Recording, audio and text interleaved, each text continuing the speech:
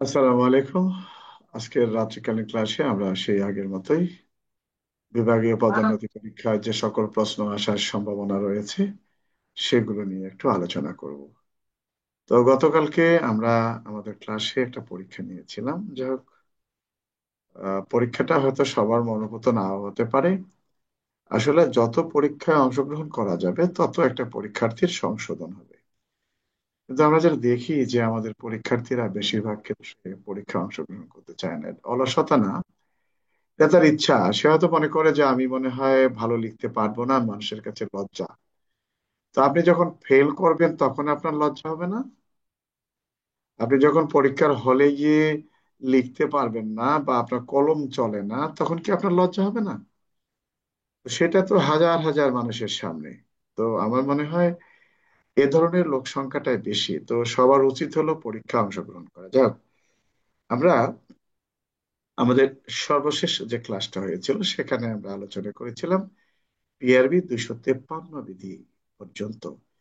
তো পিআরবি 253 সেখানে বলা হয়েছে যে কোন স্থানে জাল নোট পাওয়া গেলে সংশ্লিষ্ট পুলিশ অফিসার কি ব্যবস্থা গ্রহণ করবেন। আসলে প্রশ্নটা কিন্তু একটু চিন্তায় ফেলে দেয়। সেটা হলো যে জাল নোট পাওয়া গেলে আমরা সাধারণত মনে করি কোনো কিছু পুলিশ যদি অবৈধ পায় তাহলে তো প্রথম জব্দ তালিকা মূলে জব্দ করবে, তারপর তার বিরুদ্ধে একটা এজাহার দিবে ইত্যাদি আমরা আলোচনা করে থাকি। আবার অবশ্যই আমরা এই উত্তরগুলো দিয়ে থাকি, কিন্তু বিষয়টা হলো অন্যরকম।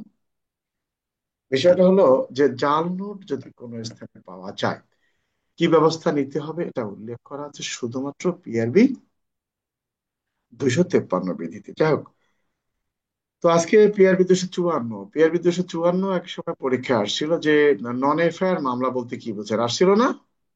কে? জি স্যার। আচ্ছা, নন এফআইআর মামলা যদি আসে তাহলে মূলত যে বিষয়টা আমরা মনে করব, যে সকল ঘটনায় এফআইআর নেওয়া হয় না। তাহলে এফআইআর নেওয়া হয় না কোন ধরনের ঘটনায়? যেমন সিআরপিসি এর 106 থেকে 10 পর্যন্ত, কিংবা পেনাল কোডের কিছু কিছু ধারা আছে সেগুলোতে এফআইআর নেওয়া হয় না। আবার দেখা যায় সড়ক পরিবহন আইনের কিছু ধারা আছে সেগুলোতে এফআইআর নেওয়া হয় না। পুলিশ আইনের যে অপরাধগুলো আছে সেগুলোতে এফআইআর নেওয়া হয় না। বলতে যেগুলোতে এফআইআর নেওয়া হয় না সেগুলো কি করবে?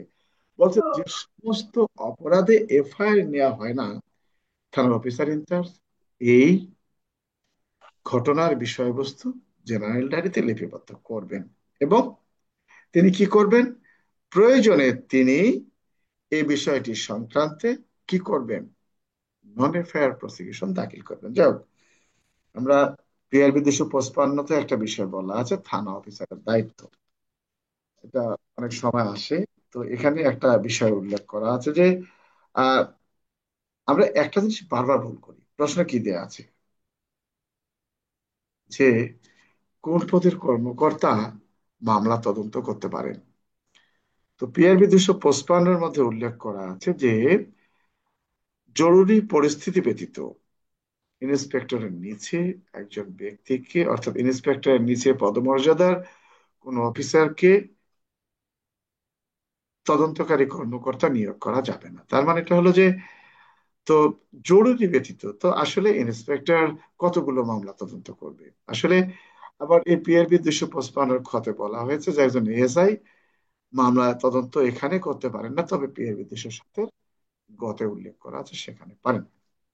যা হোক, আমরা এটা আলোচনা করব তদন্ত থেকে বিরত থাকা। এই যে কথা নাই বার্তা নেই, আমরা বিভিন্ন সময় প্রশ্ন দেয়া হয়ে থাকে যে স্যার, পুলিশ কি মামলা তদন্ত থেকে বিরত থাকতে পারেন? আসলে এই প্রশ্নের উত্তর সিআরপিসি। পিআরবিতে বলছে পুলিশ পারবেন, পুলিশ কি পদ্ধতি অনুসরণ করবেন সেটা এখানে উল্লেখ করা আছে পিআরবি 257 বিধিতে। আমরা পিআরবির কিছু বিষয় এখানে সব সময় আমরা দেখে থাকি।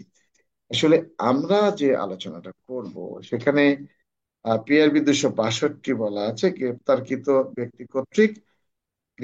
ব্যক্তি কর্তৃক পুলিশের বিরুদ্ধে দুর্ব্যবহার অভিযোগ। যাক, আমরা সেটা প্রয়োজন নেই, আমরা যেটা আলোচনায় চলে আসবো। প্রশ্ন চলে আসছে, কেস ডায়েরি বলতে কি বোঝেন?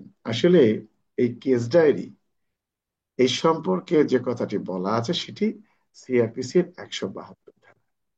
সেখানে বলা হয়েছে কেস ডায়েরি বলতে কি বোঝেন। আসলে এরকম প্রশ্ন যদি কখনো আসে যে কেস ডায়েরি বলতে কি বোঝেন বা সংজ্ঞা লেখন কেস ডায়েরি, তখন আমরা লিখব যে সিআরপিসি এর 172 এবং পিআরবি 263 বিধি অনুযায়ী কেস ডায়েরি বলতে বোঝায় ফৌজদারি অপরাধে রুজুকৃত মামলার তদন্তকারী কর্মকর্তা তার মামলার তদন্তকালে মামলার দৈনন্দিন কার্যক্রম সরকার কর্তৃক নির্ধারিত যে ডায়েরিতে লিপিবদ্ধ করেন, সেটি হলো কেস ডায়েরি। অর্থাৎ 200 পৃষ্ঠা যুক্ত এই কেস ডায়েরিটা কিন্তু সরকার কর্তৃক সরবরাহ করা হয়। যদিও আমি যখন মামলা তদন্ত করেছি, অনেক সময় আসলে পুলিশের এই যে আমরা এত আহ মানবতার ফেরিওয়ালা দেখি, অনেক বড় বড় কর্মকর্তা দেখেছি, ওনারা কিন্তু এই সমস্যাটা সমাধান করতে পারেন না। কিরকম? কেস ডায়েরি আমাদের সংকট ছিল, আমরা কি করেছি, নিজেরা ছাপে তারপর অথবা ফটোকপি করে কেস ডায়েরি আমরা লিখেছি। আসলে ইচ্ছা করলে কিন্তু বেশি করে ছাপানো যেত। আবার অনেক রেঞ্জে যেটা দেখা গিয়েছিল সে সময়, কেস ডায়েরি সংকট হলে নিজেরা ছাপানোর পর সেটা সাপ্লাই দিত টাকার বিনিময়ে, অনেক কিছু যাও। তো এই কেস ডায়েরির যে বিষয়টি বলা, কেস ডায়েরি কাকে বলে? আসলে পিআরবি 263-তে যে বিষয়টি বলেছে কেস ডায়েরি কাকে বলে, কেস ডায়েরিতে কি কি বিষয় লিপিবদ্ধ করতে হয়। পিআরবি 264 দিতে বলা আছে কেস ডায়েরি লেখার নিয়ম। তাহলে এই কেস ডায়েরিতে কি কি বিষয় লিপিবদ্ধ করতে হয় এটা উল্লেখ করা আছে সিআরপিসির 172 এবং পিআরবি 263 বিধিতে। সেখানে বলা আছে যে ফৌজদারি কার্যবিধির 172 ধারায় মামলার ডায়েরির ব্যবস্থা রাখা হয়েছে। এই আইন বলে একজন তদন্তকারী অফিসার মামলা তদন্তের ধারা বিবরণী রাখিতে বাধ্য। ডায়েরিতে নিম্নলিখিত তথ্য থাকবে।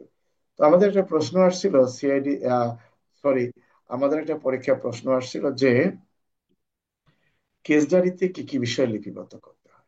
এখানে বলছে আহ, খ- থানায় খবর কখন পৌঁছে গেছে, কোন সময় তিনি তদন্ত আরম্ভ করেছেন, কখন শেষ করেছেন, তদন্তকালীন সময় কোন কোন স্থান পরিদর্শন করেছেন, তদন্তের ফলে তিনি কি কি পেয়েছেন তার একটি বিবরণ।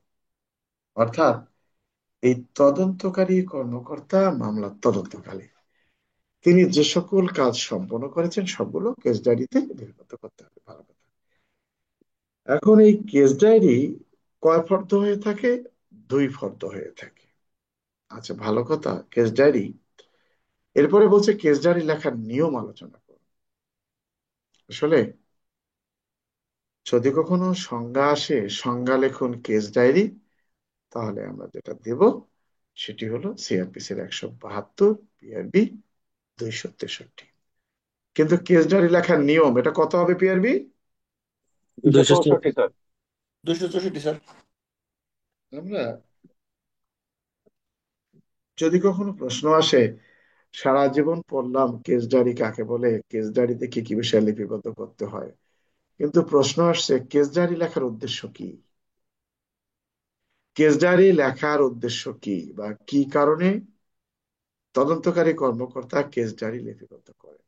আসলে কেস ডায়েরি লেখার উদ্দেশ্য হলো তদন্তকারী কর্মকর্তা তিনি মামলা তদন্তকালে কখন, কোথায়, কি দায়িত্ব পালন করেছেন বা কি কাজ সম্পন্ন করেছেন, এটি যেন পরবর্তীতে তিনি অনুসরণ করতে পারেন, বা তিনি যেন এটি স্মৃতিটা পুনরুজ্জীবিত করতে পারেন সে লক্ষ্যে। আবার ঊর্ধ্বতন কর্তৃপক্ষ যেন এটি পর্যালোচনা করে দেখতে পারেন যে তদন্তকারী কর্মকর্তা তার তদন্তকালে কি কি ব্যবস্থা গ্রহণ করেছেন। আসলে সঠিক তথ্য ভবিষ্যতে উপস্থাপনের লক্ষ্যে কেস ডায়েরি লিপিবদ্ধ করতে হয়। যাই হোক, তাহলে পিআরবি 264 বিধিতে বলেছে কেস ডায়েরি লেখার নিয়ম। কেস ডায়েরি লেখার নিয়ম কি বলতে পারবা কেউ? কেস ডায়েরি লেখার নিয়ম কেউ বলতে পারো তোমরা কেউ?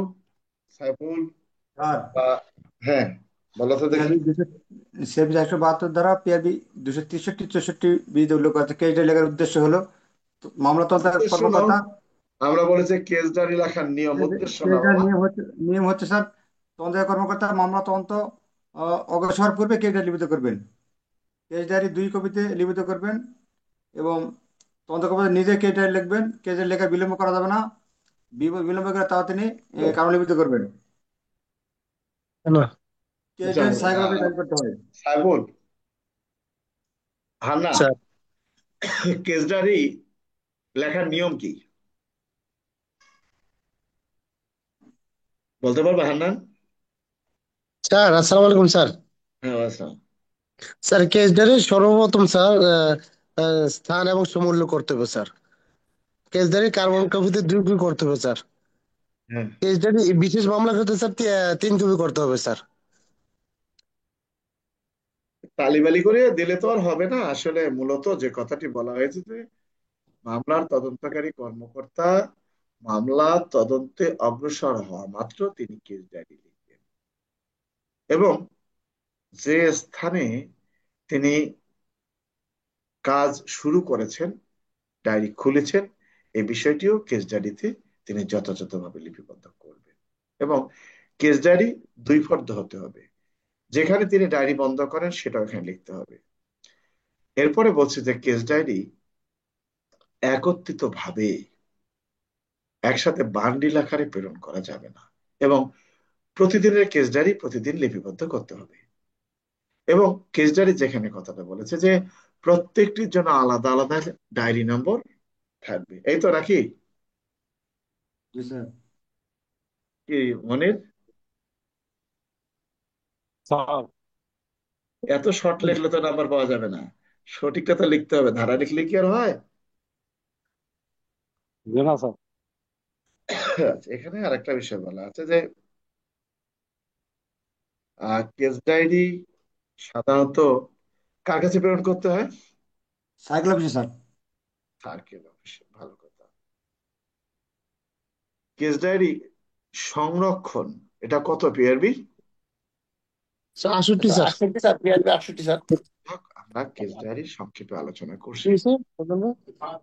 কেস ডায়েরি কাকে বলে এবং আমরা করা কেস ডায়েরিতে কি কি বিষয় লিপিবদ্ধ করতে হয় এবং কেস ডায়েরি লেখার নিয়ম আলোচনা করব। তো আমরা মাঝে মাঝে যে বলে থাকি যে স্যার সিআরপিসির সাথে কি পিআরবি দেব না, আসলে কিছু কিছু ক্ষেত্র আছে যেখানে পিআরবি সরাসরি প্রয়োগ করতে হবে। অনুরূপ ভাবে এই সিআরপিসির 172-এর সাথে পিআরবি 263 এবং 64 ওতপ্রোতভাবে জড়িত। যাক, কেস ডায়েরি সম্পর্কে কারো কিছু বলার আছে তোমাদের?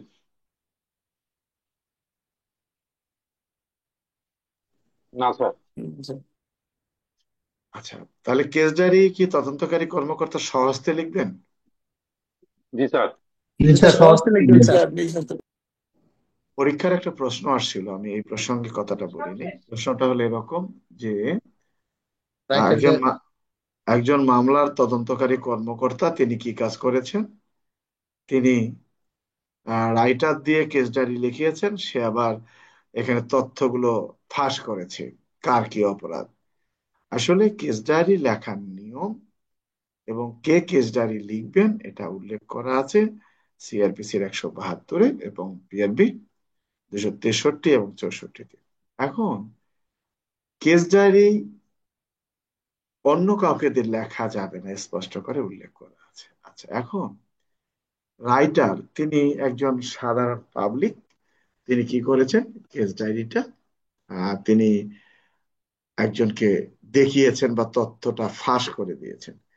আমরা অনেকেই লিখছিলাম এখানে অফিসিয়াল সেক্রেটারিয়েট অ্যাক্টের ধারা আসবে। আসলে এখানে অফিসিয়াল সেক্রেটারিয়েট অ্যাক্টের ধারা আসার কোনো সুযোগ নেই, কারণ রাইটার তো সে সারা পাবলিক মানুষ। কথাটা কি বোঝা গেছে? তো ও প্রচার করলে কি না করলে কি, আপনি তাকে লিখতে দিচ্ছেন, এটাই তো আপনার অপরাধ। কি মনের? জি স্যার। তো এই বিষয়টাও কিন্তু আমাদের খেয়াল করতে হবে। যাই হোক, আমরা কেস ডায়েরির বিষয়গুলো এখানে দেখছি। আমরা যেটা চলে আসবো সেটি হলো মৃত্যুকালীন ঘোষণা।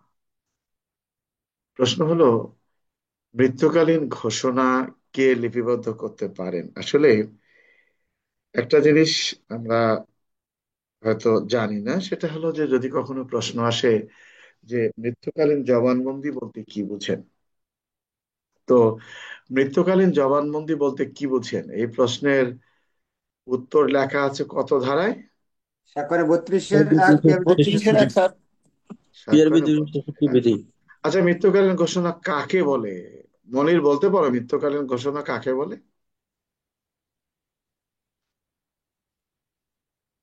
মনির।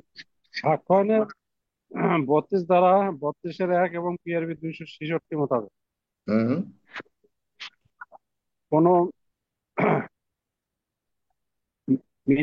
মৃত্যুকালীন ঘোষণা বলতে বোঝায় হুম।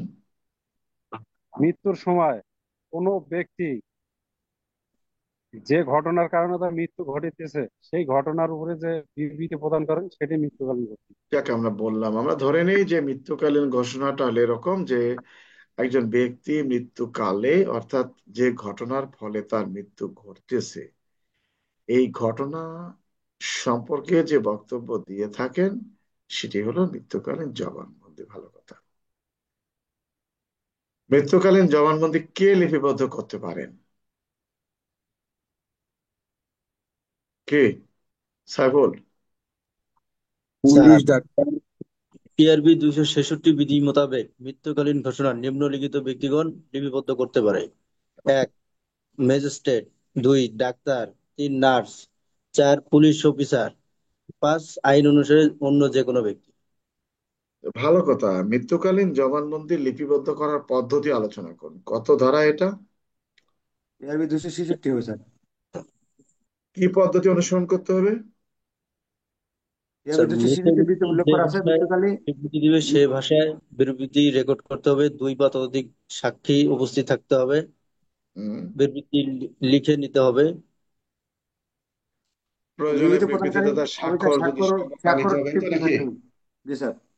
আচ্ছা, এখন এই যে মৃত্যুকালীন জবানবন্দি কে লিপিবদ্ধ করতে পারেন, আমরা যেটা দেখেছি অনেক সময় অনেকগুলো ধারা দিচ্ছে মানুষে, অনেক ধারা দিচ্ছে। এরকম ধারা, ম্যাজিস্ট্রেট এই ধারা ইত্যাদি ইত্যাদি, যে যেটা ধারা দিক আমাদের দেখার বিষয় না। পরীক্ষার প্রশ্ন আসে যে মৃত্যুকালীন ঘোষণা বা মৃত্যুকালীন জবানবন্দি বলতে কি বুঝেন, আমরা শুধুমাত্র উত্তর দেব সাক্ষ্য আইনের 32-এর 1 এবং পিআরবি পিআরবি 266। 266। আর মৃত্যুকালীন জবানবন্দি কে লিপিবদ্ধ করতে পারেন? শুধুমাত্র পিআরবি 266। পিআরবি 266 বিধিতে বলা হয়েছে মৃত্যুকালীন জবানবন্দি লিপিবদ্ধ করতে পারেন হাসপাতালের চিকিৎসক, একজন ম্যাজিস্ট্রেট, পুলিশ অফিসার বা যে কোনো ব্যক্তি।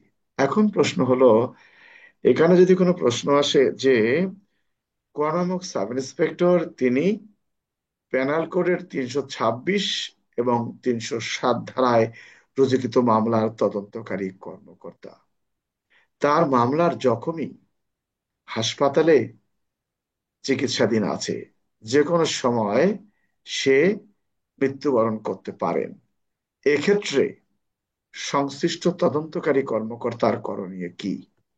শোনো, প্রশ্ন আমি যে ভালো তৈরি করি তা কিন্তু না। আমি চেষ্টা করি এত কিছু বলার উদ্দেশ্য একটাই, যারা আমার কাছে ক্লাস করে তাদের যেন একটু হলেও মাথার জটটা খুলে যায়। তো এখানে আমরা সবাই জানি যে মৃত্যুকালীন জবানবন্দি বলতে কি বুঝেন, কে লিপিবদ্ধ করতে পারে। তো সেক্ষেত্রে কিন্তু আমরা খুব সহজেই প্রশ্নটা বুঝতে পারি, এটা পিআরবি 266, সাক্ষ্য আইনের 32-এর 1, তাই না? আচ্ছা, কিন্তু প্রশ্ন আসলো যে পেনাল কোডের 326 এবং 307 ধারায় একটা মামলা রুজু হয়েছে থানায়। আপনি সেই মামলার আয়ও, আপনার মামলার জখমি বা ভিকটিম হাসপাতালে চিকিৎসাধীন আছে, তার অবস্থা গুরুতর, যে কোনো সময় সে শেষ নিঃশ্বাস ত্যাগ করতে পারে। তো তদন্তকারী কর্মকর্তা হিসেবে আপনার করণীয় কি? কি করবেন তদন্তকারী কর্মকর্তা? স্যার স্যার, মৃত্যুকালীন জবানবন্দি রেকর্ড করবেন স্যার। মেডিকেল ম্যাজিস্ট্রেটের কাছে অফিসার স্যার মৃত্যুকালীন জবানবন্দি রেকর্ড করার জন্য নো আবেদন ম্যাজিস্ট্রেট, করবো স্যার। নো ম্যাজিস্ট্রেট, এখানে হাসপাতালের চিকিৎসা ম্যাজিস্ট্রেটের কাছে দিব না। ও, তার কাজ হবে পিআরবি 266 বিধিতে বলা আছে যে এ ধরনের আশঙ্কা থাকলে তিনি কি করবেন, মেডিকেল অফিসারকে এই মর্মে সতর্ক করে দিবেন যে এই ব্যক্তি যদি জবানবন্দি দিতে চায়, আপনি যথাযথভাবে তার জবানবন্দিটা লিপিবদ্ধ করবেন। আমার কথা কি বুঝতে পারছো? জি স্যার। জি স্যার। তো এরকম প্রশ্ন যখন হয় তখন প্রশ্নটা হয়ে যায় কিরকম, এটা হয়ে যায় একটা সৃজনশীল, তাই না? জি স্যার। আবার পরীক্ষায় প্রশ্ন আসছে এরকম যে ক নামক সাব ইন্সপেক্টর রাত্রিকালীন টহল ডিউটি করাকালে মুমূর্ষু অবস্থায় জনগণ কর্তৃক জনগণ কর্তৃক গণপিটুনির শিকার খকে হাসপাতালে নিয়ে যাওয়ার সময় সে জানায় অমুক অমুক অমুক তাকে আঘাত করেছে, সে তাদেরকে চিনে এবং জানেন। তদন্তকারী কর্মকর্তা তার শারীরিক অবস্থা দেখে জবানবন্দিটা আলাদা কাগজে লিপিবদ্ধ করেন এবং হাসপাতালে নেওয়ার পথে জখমে মারা যায়।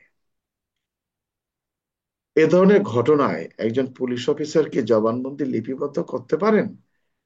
এই প্রশ্ন হয়ে গেল এখন সৃজনশীল। আসলে পুলিশ কি মৃত্যুকালীন জবানবন্দি লিপিবদ্ধ করতে পারেন? তাহলে কিন্তু আমরা সবাই সে উত্তরটা দিতে পারি। কিন্তু এ ধরনের প্রশ্ন আসলে তখন আমাদের মাথায় একটা চিন্তা ঢুকে যায়, আমি কোন দিকে যাব, কোন দিকে যাব না। হ্যাঁ, এরকম আরেকটা প্রশ্ন আসছিল যে ভাইয়ে ভাইয়ে জমি নিয়ে মারামারি, মুমূর্ষু অবস্থায় এক ভাইকে হাসপাতালে চিকিৎসার জন্য নিয়ে আসা, এই জাহাঙ্গীর, হাসপাতালে চিকিৎসার জন্য নিয়ে আসা হয়েছে। এরপরে সেই ভাই সংজ্ঞাহীন থেকে জ্ঞান ফিরলে সে জানায় তার ভাই কি কারণে তাকে আঘাত করেছেন এবং তারা ভাইয়ের আঘাতের কারণেই আজকে তার এই পরিণতি। এবং কিছুক্ষণ পর এই বক্তব্য দেওয়ার পর সে মৃত্যুর কোলে ঢলে পড়ে, তার মানে সে মারা যায়। সে যখন বক্তব্য দিয়েছিল সেখানে একজন হাসপাতালের চিকিৎসক ছিল, দুজন নার্স ছিল, একজন পুলিশের সাব ইন্সপেক্টর ছিল, দুজন ঝাড়ুদার বা অন্য রোগী ছিল, কিন্তু কেউ তার জবানবন্দি লিপিবদ্ধ করেন নাই। এ ধরনের জবানবন্দি আদালতে গ্রহণযোগ্য কি? কি কি বলছে? গ্রহণযোগ্য স্যার। কত ধারায়? 32-1, 32-1 সাক্ষ্য। মৃত্যুকালীন জবানবন্দি লিপিবদ্ধ করতে হবে না হবে ওটা কিন্তু বলেনি, বলছে মৃত্যুকালীন জবানবন্দি কাকে বলে, আর এখানে বলছে কে লিপিবদ্ধ করতে পারে। তো এটা কিন্তু অনেকে ভুল উত্তর দিয়েছে, তাই না? কে নাজবুল? জি স্যার। জি স্যার। জি স্যার। এগুলো করা যাবে না। শোনো, আমি আবারও বলি, পরীক্ষার খাতা পাওয়ার পর খাতার দিকে আগে চিন্তা করতে হবে যে আসলে আমি কোনটা লিখলে সঠিক উত্তর হবে। এই জিনিসটাকে আমাকে বুঝতে হবে। আজকে যদি প্রশ্ন আসে যে, যদি এরকম প্রশ্ন আসে এমসিকিউতে মৃত্যুকালীন জবানবন্দি লিপিবদ্ধ করতে পারেন উল্লেখ করা আছে সাক্ষ্য আইনের 32-1, পিআরবি 266, সাক্ষ্য আইনের 32 ধারা, নিচে গিয়া দিছে কি ক এবং খ, তাহলে উত্তর কোনটা হবে? 32-1 এবং পিআরবি 266, এটাই কি জি স্যার। মৃত্যুকালীন জবানবন্দিকে লিপিবদ্ধ করতে পারেন এটা ধারা? কে? এর ভিতরে জি স্যার। এর ভিতরে শেষ 32 রাখ স্যার। ঘোড়ার ডিম, শুধুমাত্র পিআরবি 266 266 হবে। হবে স্যার। 266 পিআরবি। সাক্ষ্য আইনের 32-1 কোথাও বলে নাই কে মৃত্যুকালীন জবানবন্দিটা লিপিবদ্ধ করবেন। বিষয়টা কি বোঝা গেছে সেলিম মিয়া? জি স্যার, বুঝতে পারছি স্যার, শুধু পিআরবি 266 হবে স্যার। আচ্ছা, আর আবার আবার এখানে আর একটা প্রশ্ন আসে যে ক নামক ব্যক্তি ক নামক ব্যক্তি ছোড়ার আঘাতে আক্রান্ত হয়ে মুমূর্ষু অবস্থায় হাসপাতালে গেলে হাসপাতালের চিকিৎসক তার মৃত্যুকালীন জবানবন্দি লিপিবদ্ধ করেন, কিন্তু পরবর্তীতে দীর্ঘদিন চিকিৎসার পর সে সুস্থ হয়ে ওঠে। এ ধরনের জবানবন্দির প্রাসঙ্গিকতা আলোচনা করুন। তখন কত ধারা হবে? 157 ধারা স্যার, সাক্ষ্য 157 157 ধারা। স্যার, সাক্ষ্য আইনের 157। 157 ধারা। এই একশো জিনিসগুলো মনে সাতান্ন রাখবা। স্যার, এটা কি 135 দেওয়া যাবে স্যার? আচ্ছা, আমি কি পড়াইলাম তোমাদেরকে তাহলে এতদিন? চল্লিশ দেওয়া শোনো, যাবে না। 145 ধারার বিষয়টা কি শোনো। আমি গত শুক্রবার আমাদের এডিশনাল আইজিপি সরোয়ার স্যার, বর্তমানে ডিএমপির যে এডিশনাল কমিশনার অ্যাডমিন, তো ওনার সাথে খেলার পরে কথা হলো আইনের বিষয় নিয়ে। তা বললো যে তোমার তো ক্লাস ভালোই চলছে। স্যার, ভালো চলে না, আসলে ছাত্ররা কিন্তু আইনগুলো এভাবে পড়তে চায় না। তখন আমি উদাহরণ দিলাম, এই প্রশ্নের কথাই বললাম যে স্যার, মনে করেন পরীক্ষার প্রশ্ন আসছে মৃত্যুকালীন জবানবন্দি বলতে কি বোঝেন, কে মৃত্যুকালীন জবানবন্দি লিপিবদ্ধ করতে পারে? কত সহজ প্রশ্ন। আমি স্যার, সহজ প্রশ্নতে যদি ধারা দেয়া হয়, সাক্ষ্য আইনে বললো এত ধারায় যে এই বিষয়টাকে বলা হয় মৃত্যুকালীন জবানবন্দি, অর্থাৎ কোনো ব্যক্তির মৃত্যুর কারণ যে বর্ণনা করেন, সংক্ষেপে বললাম। আর কে লিপিবদ্ধ করেন, পিআরবি 266-তে বলা আছে। এখন আমি পড়াচ্ছি পিআরবি 266 আর 32-এর 1, অন্যজন এখানে পড়াচ্ছে সাক্ষ্য আইনের 157, 145, সিআরপিসির 164, 364। এখন তারা এগুলো দিচ্ছে কেন? আমি না জেনে দিচ্ছে। তখন আমরা আলোচনা করলাম, আমি সঠিক হলাম। তো এখন বিষয়টা হলো এরকম যে আমরা অনেকেই সঠিকটা জানতে চাই না। তো প্রশ্ন হলো যে মৃত্যুকালীন জবানবন্দির দাতা জবানবন্দি দেওয়ার পরে মারা গেছে, তাহলে কোনো ধারা আর হবে না, শুধুমাত্র 32-এর 1 ধারা হবে এখানে। আর যদি বলে কে লিপিবদ্ধ করতে পারেন, এটা বলা হয়েছে পিআরবি 266।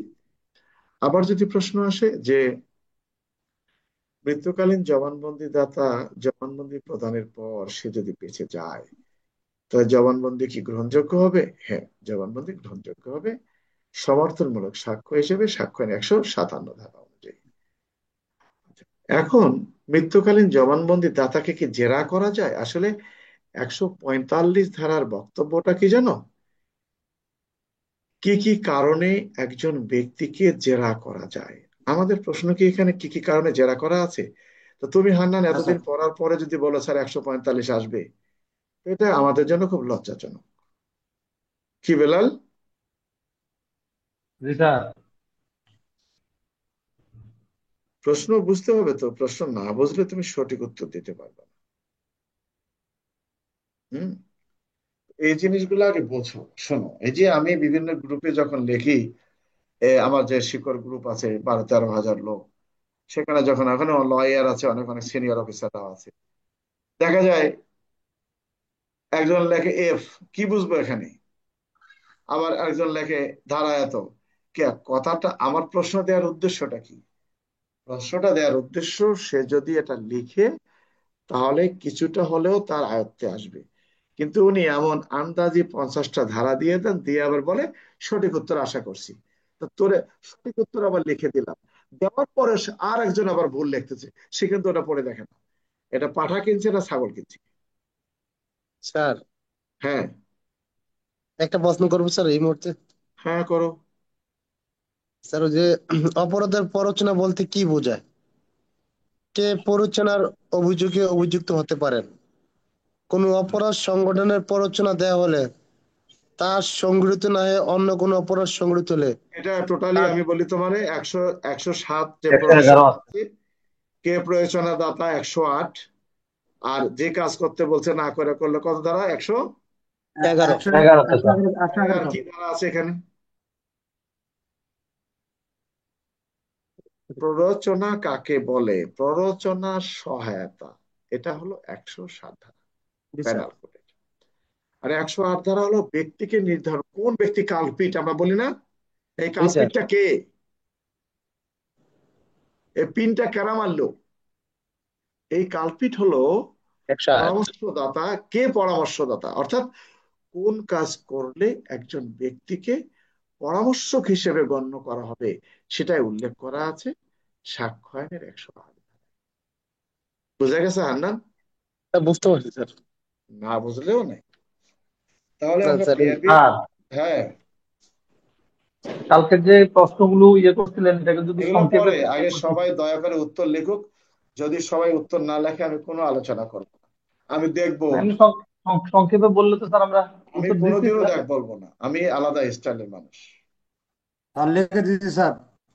উত্তর লিখবে, আমি দেখবো যে আসলে ঠিক আছে কিনা। আমি এরকম মানুষ না, আমি দুইজনের জন্য প্রশ্ন করি না। আমি যদি কে কতটুকু জানে সে একটা প্রশ্ন এইভাবে তৈরি করে দেখাক। যাই হোক, আমরা একটা বিষয় এখানে আলোচনা করি যে একটা আমাদের পরীক্ষা প্রশ্ন আসে, চার্ট অফ এভিডেন্স বলতে কি বুঝেন? চার্ট অফ এভিডেন্স, এই chart of chart of evidence বলতে কি বুঝেন? এটা কোন আইনের প্রশ্ন বলতে পারো Selim Mia? Sir, sir PRB sir. কত? স্যার 269 খ স্যার। আচ্ছা, চার্ট অফ এভিডেন্স কাকে বলে নাজমুল?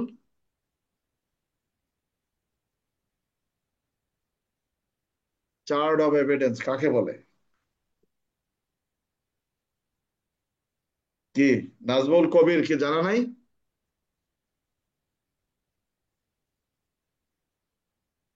পিআরবি 269 খতে উল্লেখ আছে, হুম,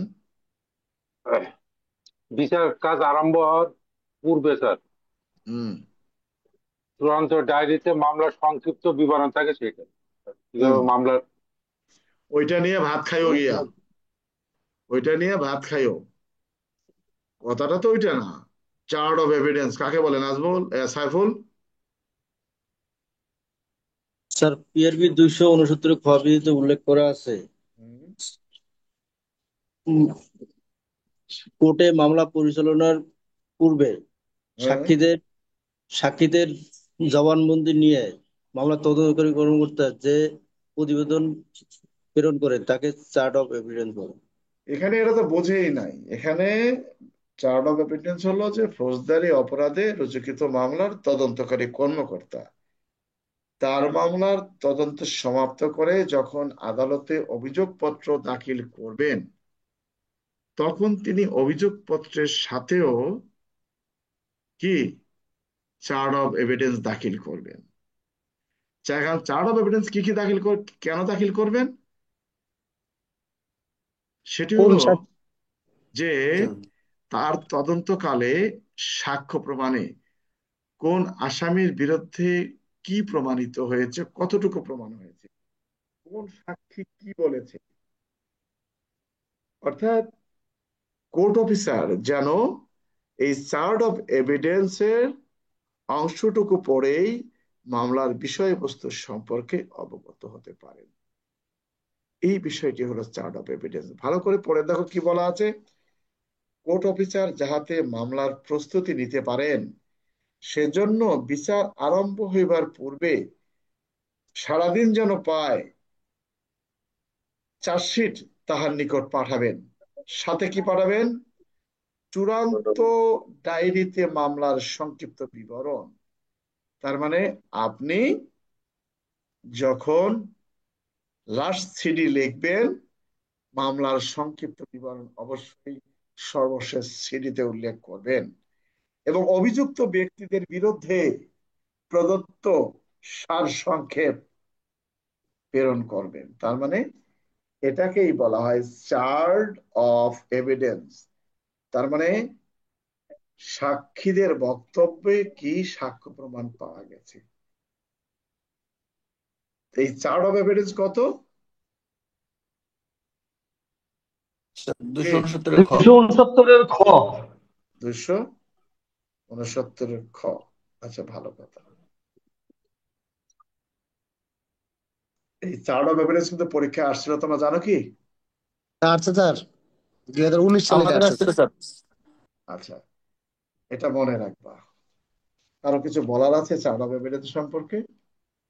না স্যার। না পারলে তো নাই। স্যার, হ্যাঁ, এই যে আপনার গাইডে একটা প্রশ্ন দিচ্ছিলাম আমি, সাক্ষীর সচ্চরিত্র ও অসচ্চরিত্র কিভাবে প্রাসঙ্গিক স্যার? শুধু 148 যারা দিয়েছেন স্যার। কিসের?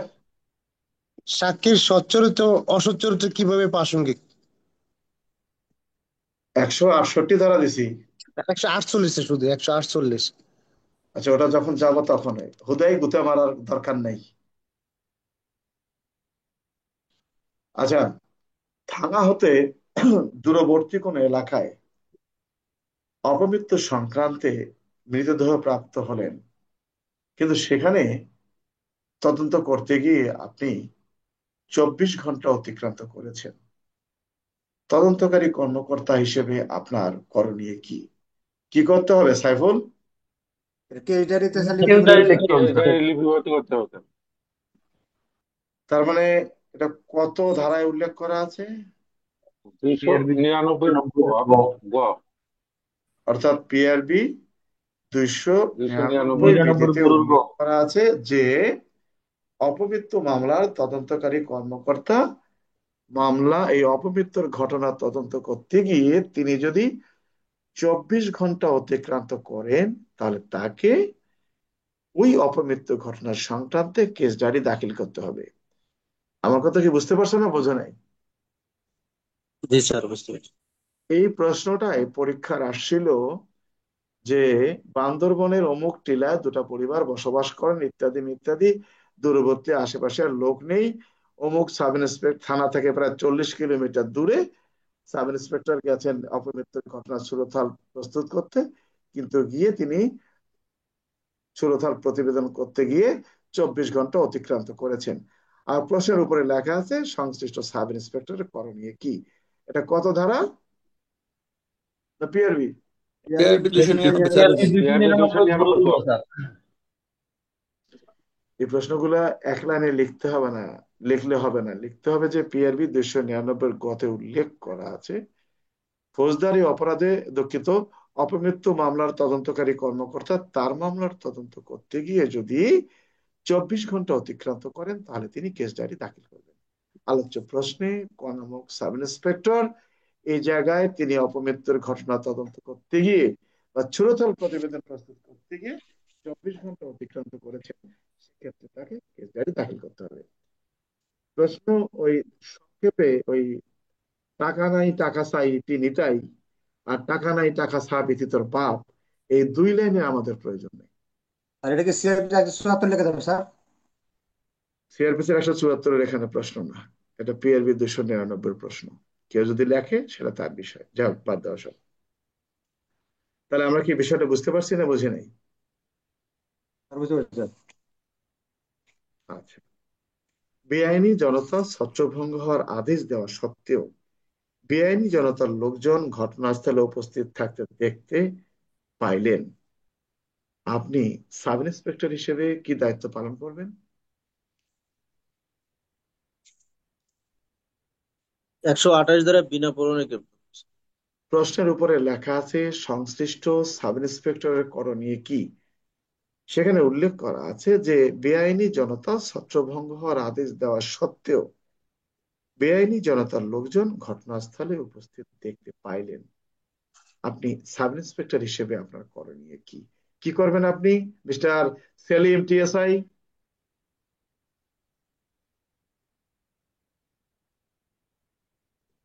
স্যার, সেলিম, হ্যাঁ, কি করবেন? প্রশ্নটা আরেকবার একটু ক্লিয়ার করেন স্যার। তুমি আরেকবার ভিডিওটা দেখে নিও তখন। নাজমুল, কি করতে হবে? আর গল্পের এটা সময় নাই। সিআরপিসি 128 ধারা অনুযায়ী স্যার বিনামূল্যে গ্রেপ্তার করা হবে স্যার। মনির, কি করবেন?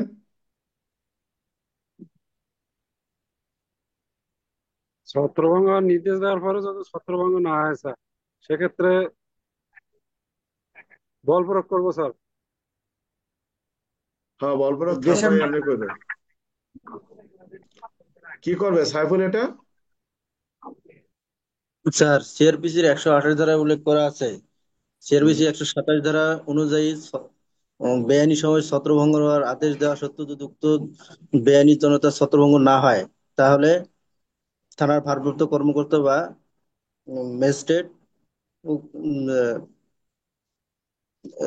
বেসামরিক শক্তি প্রয়োগ করতে পারবে এবং বিনা পরোয়ানায় গ্রেপ্তার ঘোড়ার করতে ডিম, পারবে। তোমরা কি যে লেখো এখানে, ঘর কি, এখানে প্রশ্নে বলা আছে যে একজন পুলিশ অফিসারের করণীয় কি, তাহলে এখানে আবার ম্যাজিস্ট্রেট আসে কোত্থেকে?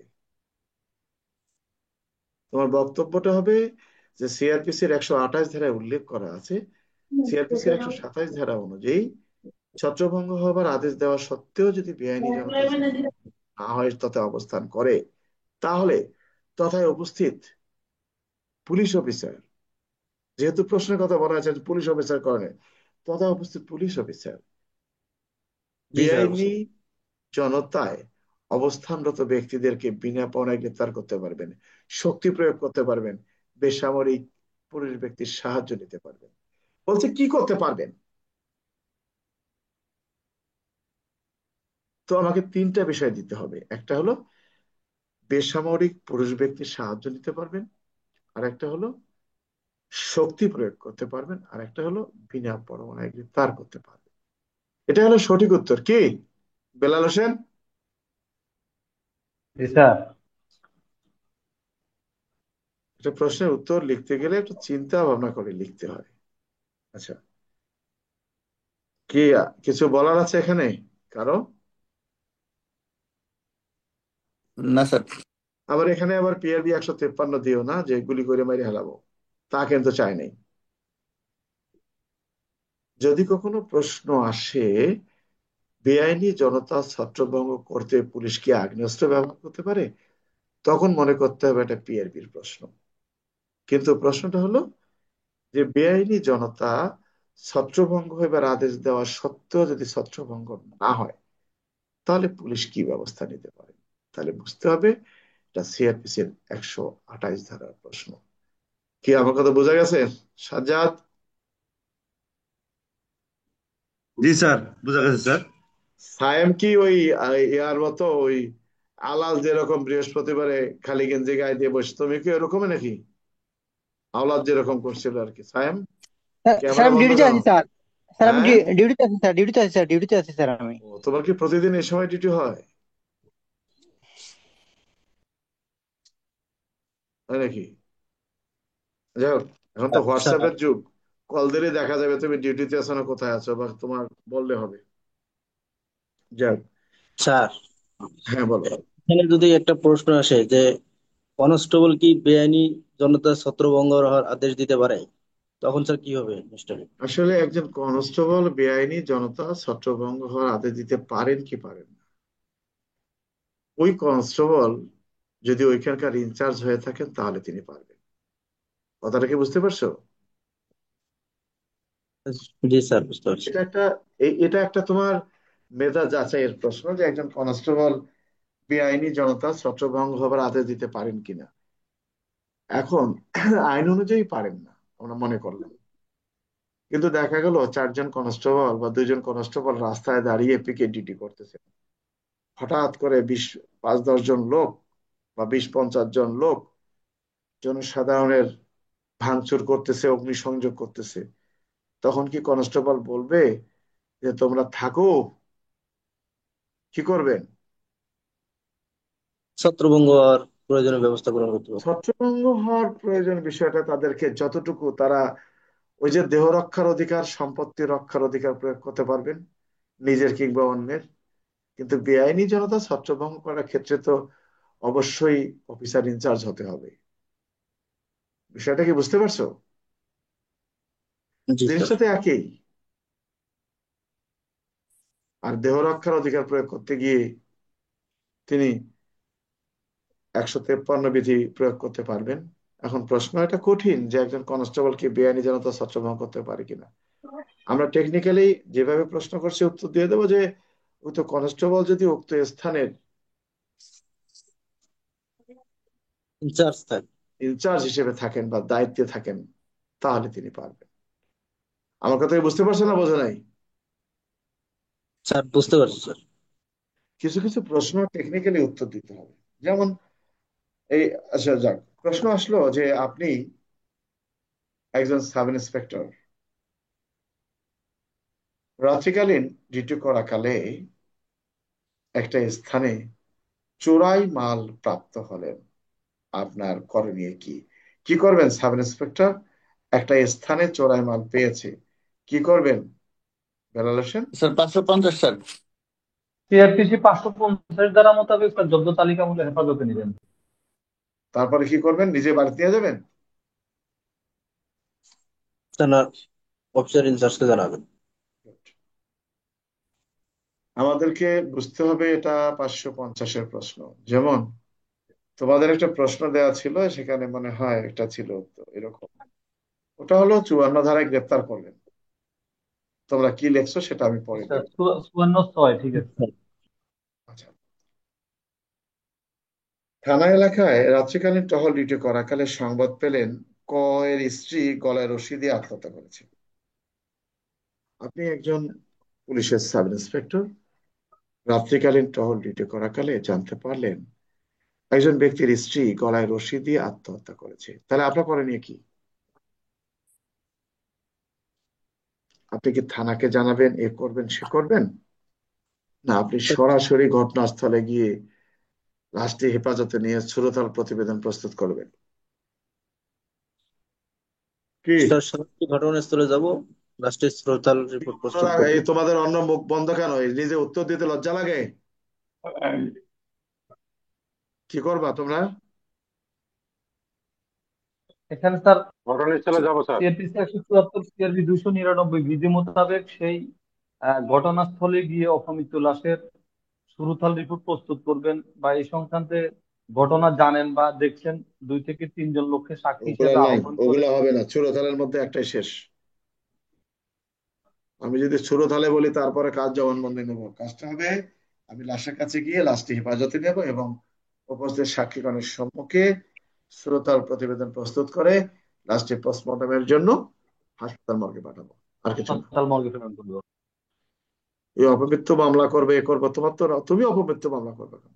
স্যার, এই সর্বশেষ থানায় এসে বিষয়টি থানার সেটা অফিসার তার কিছু, ইনচার্জকে। থানায় জিডি করবে না করবে এটা জিডি করে তার নিজের সেফের জন্য মূলত, যেহেতু আইনে বলা আছে যে সকল ঘটনা জেনারেল ডায়েরিতে লিপিবদ্ধ করতে হবে, সে কারণে।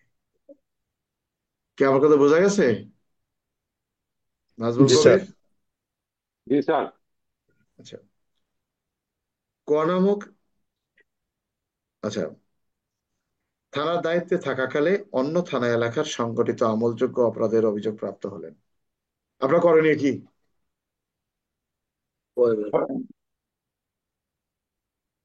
স্যার এটা হচ্ছে তিনি সিআরপি থানার দায়িত্বে থাকাকালে 248 অন্য এলাকায় সংগঠিত আমলযোগ্য অপরাধের সংবাদ প্রাপ্ত হলেন। সিআরপি 248 বিধিতে উল্লেখ আছে, 48 যে থানায় অন্য থানা এলাকায় যদি কোনো অপরাধ হয় তাহলে স্যার সঙ্গে সঙ্গে চিঠি বা ইয়ের মাধ্যমেও সেই থানাকে জানাবে।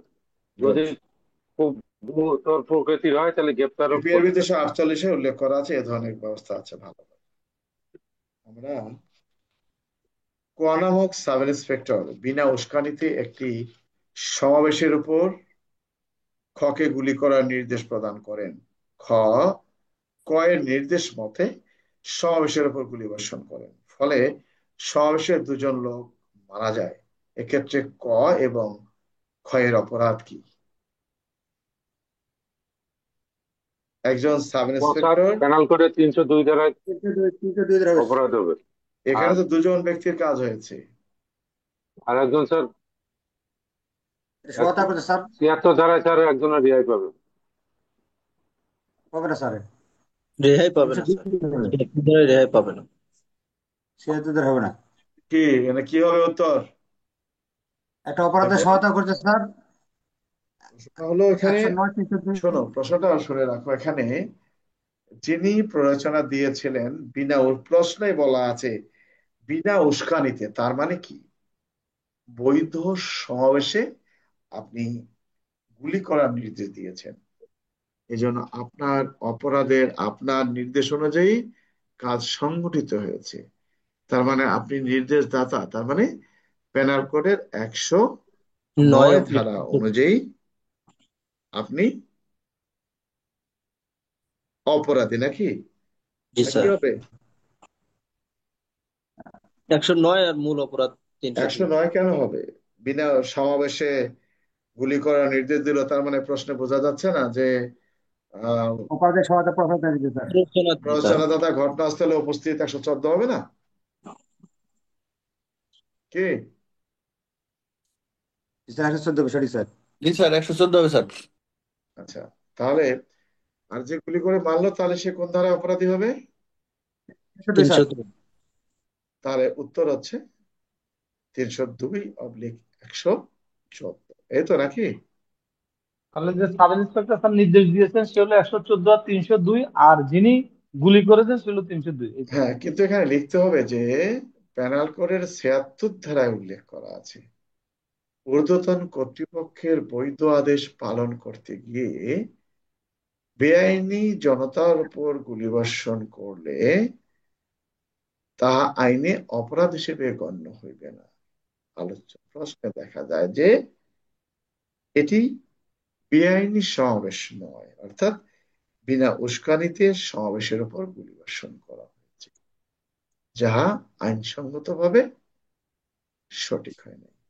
আলোচ্য প্রশ্নে এখানে গুলিবর্ষণকারী ব্যক্তি পেনাল কোডের 76 ধারা অনুযায়ী কোনো সুযোগ পাবেন না বা তার কাজটি সাধারণ ব্যতিক্রমের মধ্যে পড়বে না। সেক্ষেত্রে যেহেতু প্রশ্ন বলা আছে কার কি অপরাধ, সেক্ষেত্রে গুলিবর্ষণকারী পুলিশ সদস্য তিনি পেনাল কোডের 302 এবং যার নির্দেশে তিনি গুলি করেছেন তিনি 114।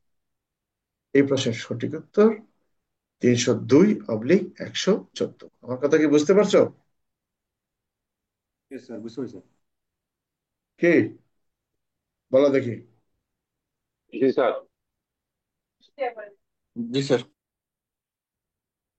আপনি থানার অফিসার ইনচার্জ, 10-12 জন লোকের, দুঃখিত, 10-12 হাজার লোকের একটি মিছিল ঢাকা শহরের রমনা থানার মোড়ের নিকটে এসে জনসাধারণের যানবাহন ভাঙচুর, অগ্নিসংযোগ শুরু করেন। আপনি মাত্র 25 জন পুলিশ সদস্য নিয়ে সেখানে অবস্থান করছেন। আপনার করণীয় বিস্তারিত আলোচনা করুন। আপনি একজন থানার অফিসার ইনচার্জ, 25 জন সদস্য নিয়ে একটা স্থানে ডিউটি করতেছেন। 10-15 হাজার লোকের একটা মিছিল এসে জনসাধারণের সম্পত্তি ভাঙচুর শুরু করেন, অগ্নিসংযোগ শুরু করেছেন। আপনি অফিসার ইনচার্জ হিসেবে বা উক্ত স্থানের ইনচার্জ হিসেবে কি ব্যবস্থা গ্রহণ করবেন? কি করবে? ছত্রভঙ্গ করার জন্য স্যার ওই নির্দেশ প্রদান করবো স্যার। কি করবেন স্যার বল? স্যার যদি সিআরপিসি 127 ধারা অনুযায়ী তাদেরকে ছত্রভঙ্গের আদেশ দেব, এবং প্রথমে হ্যাঁ, তারপরে এবং সিআরপিসি 128 ধারা অনুযায়ী তারা যদি ছত্রভঙ্গ না হয় বেসামরিক পুলিশ ব্যক্তির শক্তি সাহায্য তার লাভ মানে করবে। 127-28 দ্বারা প্রয়োগ করবেন, এই তো? জি স্যার। জি স্যার। এখন এই প্রশ্ন যদি অনলাইনে আসে, মানে আমরা যদি ফেসবুকে দেই, 40টা ধারা দিবে না কি বেলাল জি হোসেন? স্যার। জি স্যার। জি স্যার। এইগুলো হলো সৃজনশীলের প্রশ্ন, যে আপনি একজন পুলিশ অফিসার, আপনি মাথা একটা নষ্টের প্রশ্ন স্যার। ডিউটি করতেছেন, ডিউটি করা কালে আপনি 10-12 হাজার লোকের একটা সমাবেশের সম্মুখীন হলেন, তারা আপনাদেরকে দেখে ভাঙচুর শুরু করলো, অগ্নিসংযোগ শুরু করলো, আপনার করণীয় কি? আপনি পালাই যান। আবার কেউ লাগবে 153 যে গুলি করবো, এ করবো, ঊর্ধ্বতন অফিসারকে জানাবো। আসলে বিষয়টি হলো সিআরপিসির 127 এবং 28, অর্থাৎ বেআইনি জনতা ছত্রভঙ্গ করার জন্য আপনি কি ব্যবস্থা গ্রহণ করতে পারবেন, এটাই হলো প্রশ্নের সঠিক উত্তর। আমার কথা কি বুঝতে পারছো না বোঝো নাই? জি স্যার, বুঝতে পারছি স্যার। কারো কিছু বলার আছে এই প্রশ্ন সম্পর্কে? কি? না স্যার। আচ্ছা, ডিজিটাল সাক্ষ্য বলতে কি বুঝেন? এটা কত ধারায় আছে? সাক্ষ্য আইনে 3 ধারা স্যার। 3 ধারা। টাকা 3 দ্বারা স্যার। ডিজিটাল সাক্ষ্য বা ডিজিটাল সাক্ষ্যের প্রাসঙ্গিকতা আলোচনা করুন। এটা কত ধারার প্রশ্ন? 65 65 খ। স্যার। 65 খ স্যার। 65 খ। ভালো করে।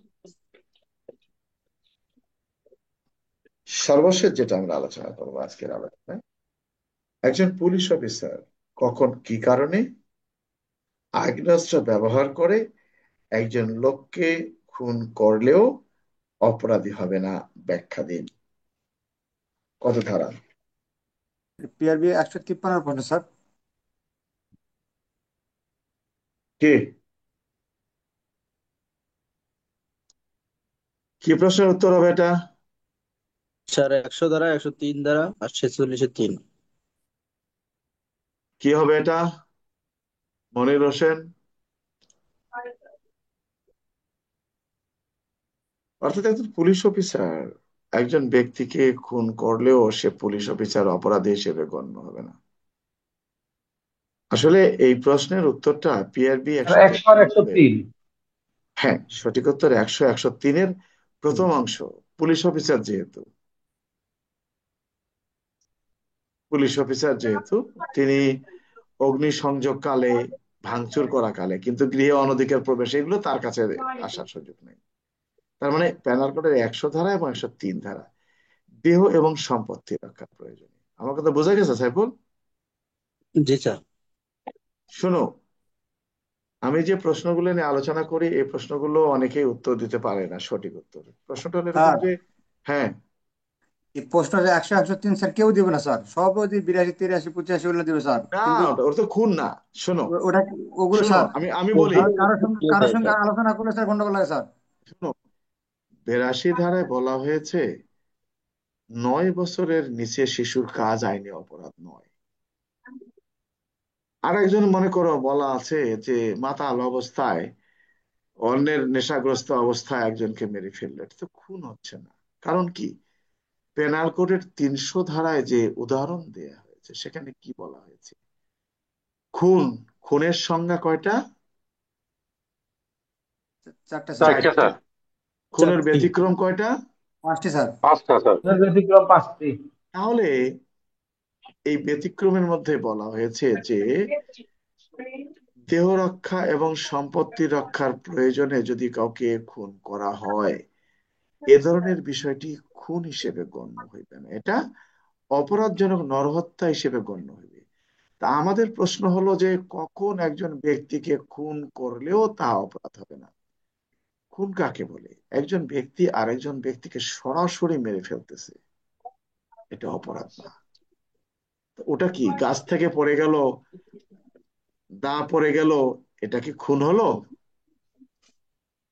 এগুলো না এত স্যার। বোঝাতে পারবো না, তোমরা আসলে 100 ধারা 103 ধারার উদাহরণ লিখে দিবা, ঠিক আছে? জি স্যার। জি তো স্যার, ঠিক কারো আছে কিছু স্যার। কারো কিছু বলার থাকলে বলো, আমি শেষ করব। আচ্ছা, এএসআই দের প্রশ্ন, পরীক্ষা কি পিছায় দেওয়া হয়েছে? না স্যার, না স্যার। না স্যার। এএসআই দের লিখিত পরীক্ষা কবে? 4 তারিখ আর 5 অক্টোবর। আর ইয়া এমসিকিউ 26 তারিখ। 26 তারিখ এই স্যার, এই এই মাসের 26 তারিখে। এই মাসের 26 তারিখে এমসিকিউ। জি স্যার। জি স্যার। আমরা এমসিকিউ আলোচনা করব, সমস্যা নেই, আল্লাহ ভরসা। সবকিছুই আমরা চেষ্টা করব আমাদের সাধ্য মতো। কারো কিছু বলার থাকলে বলতে পারো। আমাদের স্যার ক্যাম্পিং শুরু হয়ে গেছে স্যার, 2 দিন হলো আজকে দিয়ে। কেন তোমার না ক্যাম্প পিছায় নেই ক্যাম্পিং? আমাদের তো জেলাতে হচ্ছে স্যার। পিছিয়ে দিছে। আমাদের এই জেলাত ক্যাম্পিং শুরু হয়ে গেছে 27 তারিখ পর্যন্ত ক্যাম্পিং করবো, করার পরে পরীক্ষাটা আসার সামনে মাসে 13 তারিখ খালি প্যারেড আচ্ছা পরীক্ষা যাক, হবে স্যার। ও শুরু হোক, অসুবিধা নেই। আগামীকালকে আমরা যথাসময়ে ক্লাসে আসব, কারো কিছু বলার থাকলে বলতে পারো। আর অনুরোধ থাকলো, আমি খুব অনুরোধ করে ছিলাম কালকে সবাই যেন পরীক্ষায় অংশগ্রহণ করে। যারা করে নাই আমি তাদের বিষয়ে কিছু বলতে চাচ্ছি না। স্যার অন্তত স্যার আমরা টিএসএ যেগুলো আছি প্রতিদিন স্যার একদিন পর পর পরীক্ষা নেন স্যার, আমাদের সুবিধা হয় স্যার। অসুবিধা নেই, তোমরা আল্লাহ দিলে ভালো করবা। আমাদের সেলিম রে নিয়ে সমস্যা, সেলিম দেখা যাক কি হয়। হাফিজের তো কোনো খবর নাই। হাফিজ স্যার ট্রেনিং করতে স্যার মিশনের, হাফিজ ভাই। আচ্ছা করুক। যে কারো কিছু বলার না থাকলে আমি শেষ করি। সবাই ভালো থাকো। আবারও বলছি, সবার পরীক্ষার উত্তর দিবা। ধন্যবাদ।